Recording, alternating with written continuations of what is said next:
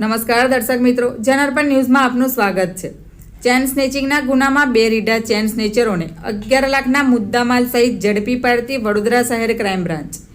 વડોદરામાં અછોડા તોડવાના બનાવો અનેક વખત બનતા હોય છે, પણ સૌથી નોંધનીય બાબત એ છે કે વડોદરા શહેર પોલીસ દ્વારા ગુનેગારોને સીસીટીવી, હ્યુમન ઇન્ટેલિજન્સ તથા પોતાની આગવી સ્ટાઇલથી તેઓને પકડી પાડવામાં આવતા હોય છે। તેથી સમગ્ર વર્ષ દરમિયાન આ અછોડા તોડના કેસોને ઝડપથી નિરાકરણ લાવવામાં વડોદરા શહેર પોલીસની સફળતા મળી છે। એવા જ બીજા ગોરવા અને અકોટા વિસ્તારમાં પોલીસ સ્ટેશનમાં નોંધાયેલા ચેન સ્નેચિંગના ગુનાના બે આરોપીને ક્રાઇમ બ્રાન્ચ દ્વારા ઝડપી પાડવામાં આવ્યા છે।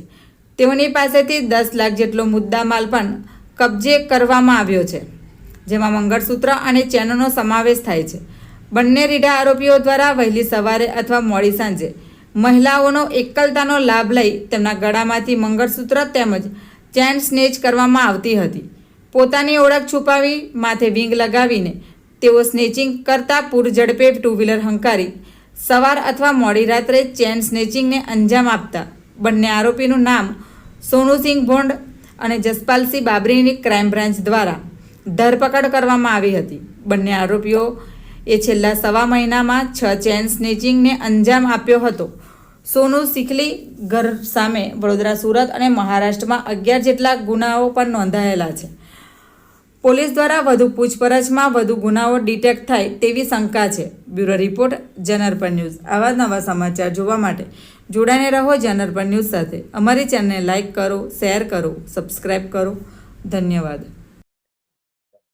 સર, તમે જાણો છો એમ હમણાં 2 દિવસ પહેલા જ એટલે કે 9-10 ની નાઇટમાં 2 ચેન સ્નેચિંગ થયેલા અને એ પહેલા પણ આ જ મહિનામાં ગણીએ તો બીજા પણ 3-4 ચેન સ્નેચિંગ થયેલા છે। ગોરવા પોલીસ સ્ટેશનની હદમાં અને અકોટા પોલીસ સ્ટેશનની હદમાં થયેલા, ખાસ કરીને મહિલાઓને ટાર્ગેટ બનાવવામાં આવેલા હતા। આ ચેન સ્નેચરોની તપાસમાં ક્રાઇમ બ્રાન્ચની અલગ અલગ ટીમો કાર્યરત હતી।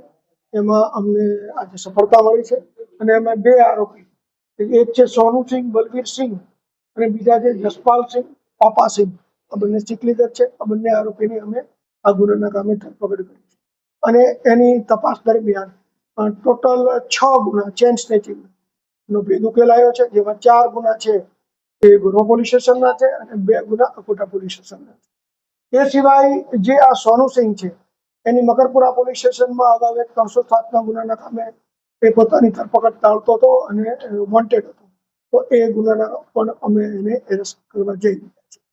આ કામે અમે ટોટલ 6 ગુનાનો મુદ્દામાલ, મંગળસૂત્ર અને ચેન વગેરે તમામ 100% મુદ્દામાલ રિકવર થયો છે અને સાથે એ જે મોટરસાયકલનો ઉપયોગ કરતા હતા એ યામાહા મોટરસાયકલ અને એક વિવો કંપનીનું મોબાઈલ ફોન સાથે ટોટલ અમે 10 લાખનો મુદ્દામાલ આ બંને પાસેથી હસ્તગત કર્યો છે અને આગળની તપાસ જે પોલીસ સ્ટેશનમાં ગુનાઓ દાખલ થયા છે એ તરફ અમે આપવા જઈએ છીએ। કેવા પ્રકારની મોડસ ઓપરેન્ડી આ લોકો ખાસ કરીને તેઓ તો પોતાના જે મોટરસાયકલ પાછળની જે નંબર પ્લેટ છે એ આઈડેન્ટિફાઈ ન થાય એ માટે નંબર પ્લેટ કાઢી લેતા હતા અને પોતે ચીખલીગઢ હોવાથી માથે વીક પણ પહેરી લેતા હતા, પોતાની આઈડેન્ટિટી ડિક્લેર ન થાય એ રીતે।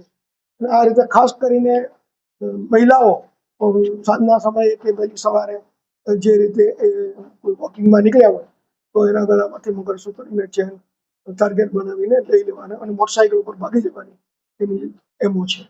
આ લોકોનો ગુનાહિત ઇતિહાસ પણ છે।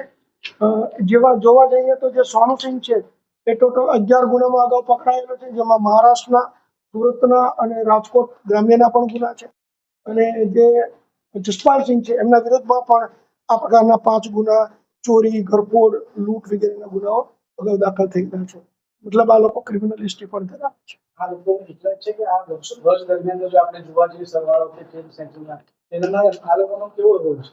આમાં તમને ખ્યાલ હશે કે હાલ સુધી જ્યાં બરોડા સિટીમાં ચેન સ્નેચિંગના ગુનાઓ લગભગ ડિટેક્ટ થઈ જાય છે। આપણે રાજ્યમાં પણ ચેન સ્નેચિંગના ગુનામાં ડિટેક્શનમાં ઘણા આગળ છે।